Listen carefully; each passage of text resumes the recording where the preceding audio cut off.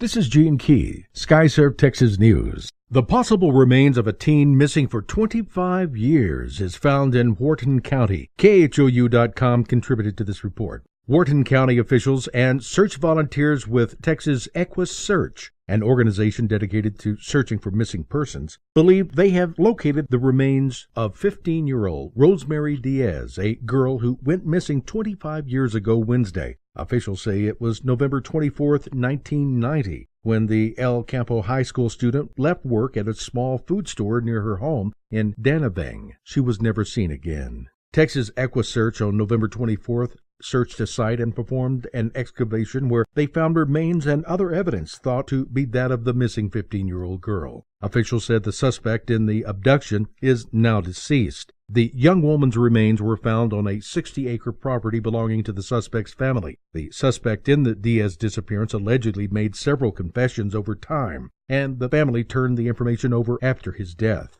The final determination of the identity of the remains is underway.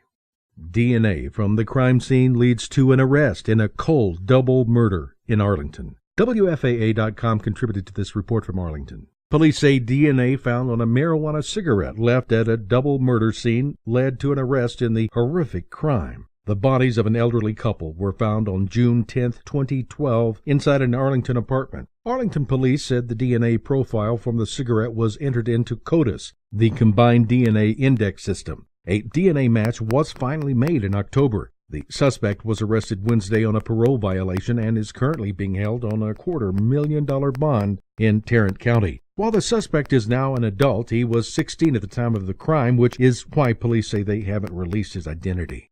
Thousands of kids were caught at the U.S.-Mexican border in October. The Associated Press contributed to this report from San Antonio. U.S. Customs and Border Protection statistics show nearly 5,000 unaccompanied immigrant children. Immigration experts say the numbers released this week show that the flow of immigrants from Central America has remained high at a time of year when it usually drops. Some 6,000 family members traveling together also were apprehended last month, nearly triple from October 2014. The most families and children apprehended at the border were from El Salvador. Unaccompanied children caught in the Del Rio sector jumped from 120 to 237, while 187 children were apprehended in the remote Big Bend area, up from just 13 a year ago.